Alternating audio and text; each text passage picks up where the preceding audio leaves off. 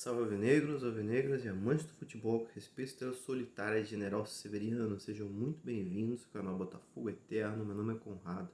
Bom, pessoal, de antemão já peço a vocês, quem puder valorizar meu trabalho, deixa o like, compartilhem grupos de botafoguenses, outras redes sociais.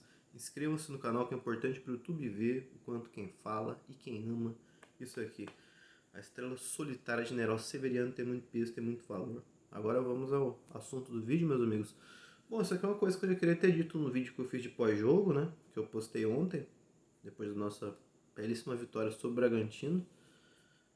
Porém, o vídeo já estava muito extenso e eu acabei achando mais interessante postar um outro vídeo depois, no dia seguinte ali, e focar só nisso também, né?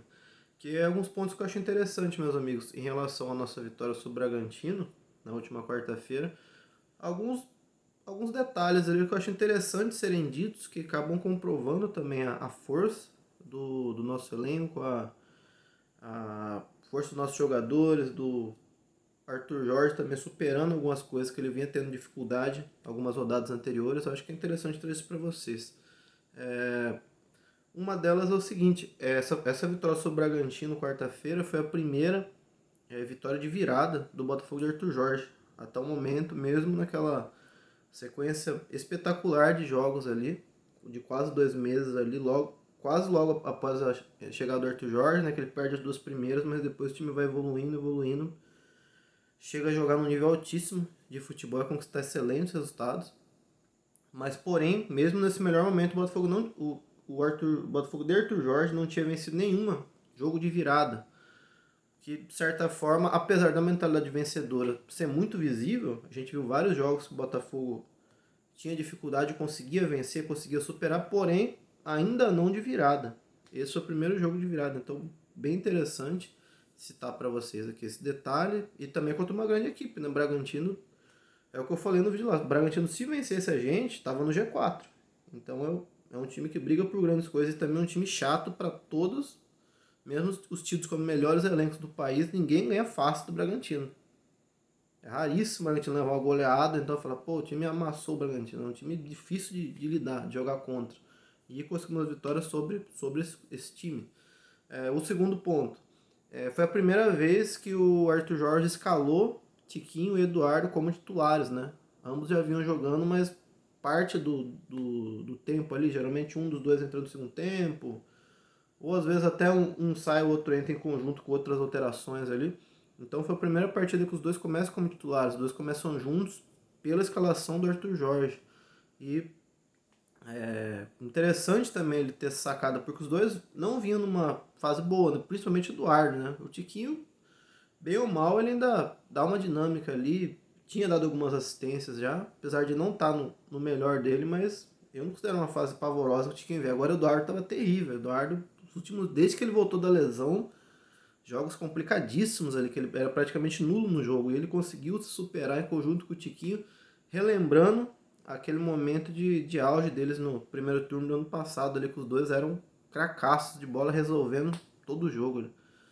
Então foi bacana essa sacada também do Arthur Jorge, né? Tentar realinhar. E outra coisa também, sem o Júnior Santos, que é de longe nosso melhor jogador de 2024, conseguiu fazer os dois ali suprir essa ausência que eu mesmo achei que seria quase muito difícil de conseguir suprir a ausência do Júnior Santos. E outro detalhe também, botando os dois para jogar na melhor posição possível deles, né? Porque, como eu falei, o Tiquinho em alguns jogos com o Júnior Santos, tá ficando o Júnior Santos de 9 e o Tiquinho de segundo atacante flutuando, que para mim é longe de ser o melhor posicionamento pro Tiquinho. O Tiquinho tem que ser o 9 para fazer pivô com o que ele faz melhor. Porque para mim ele é o melhor, na função de pivô, ele é o melhor atacante do Brasil. Então você extrai ao máximo o Tiquinho estando lá, de camisa 9 centralizado na área. E o Eduardo, em conjunto com o Tiquinho, ele faz muito bem a função de segundo atacante. Tanto flutuando como para fazer tabela, como ele fez os dois golaços ali sobre o Bragantino. Pivô do Tiquinho, ele chega chapando. Os dois têm um entrosamento absurdo, de longa data.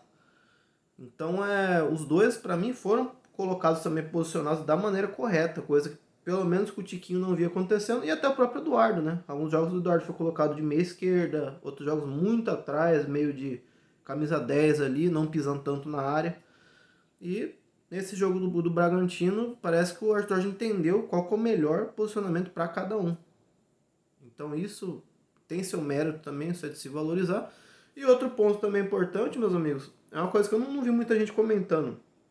Na verdade, eu não vi ninguém comentando, mas é uma coisa que desde o começo do jogo eu já percebi.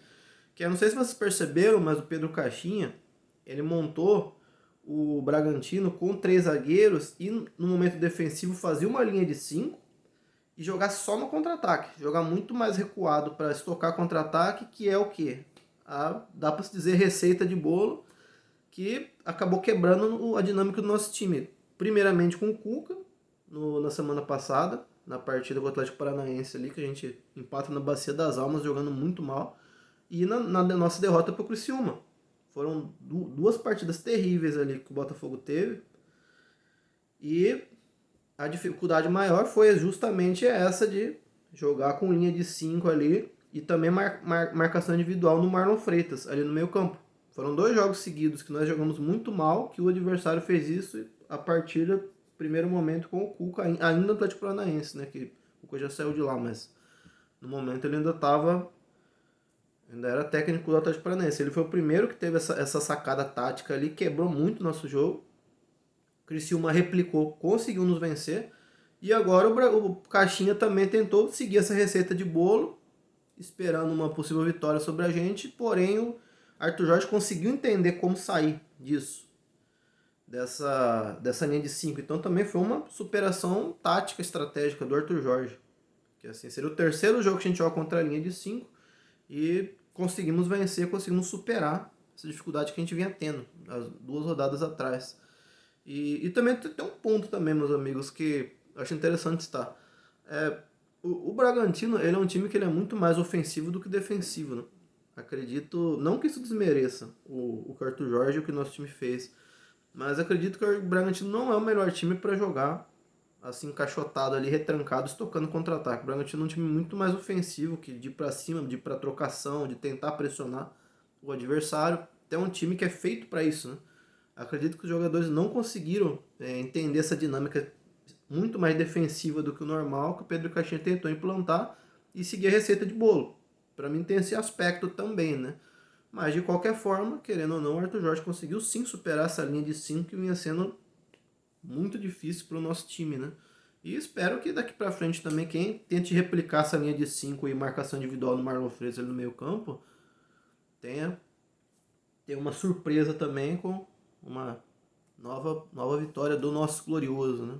Então, esses pontos eu acho interessante passar para vocês aqui. Superações e primeiras coisas que aconteceram no Botafogo de Arthur Jorge, no nosso glorioso. Agora deixe mais nos comentários o que vocês pensam, vocês concordam, discordam, tem algum outro ponto de vista que eu não citei. E vamos esperar agora, né, meus amigos? Vamos esperar o clássico de amanhã contra o Vasco. Vamos. Jogo difícil, apesar do momento do terrível do Vasco, mas clássico é clássico. No plano clássico não tem jogo ganho. Mas vamos torcer muito assim pro nosso time chegar voando ali para buscar mais uma possível vitória. Inclusive amanhã vai ter vídeo de pré-jogo aí, fiquem atentos no canal aí. Um grande abraço a todos vocês, não se compara, é diferente, saudações alvinegras. Valeu!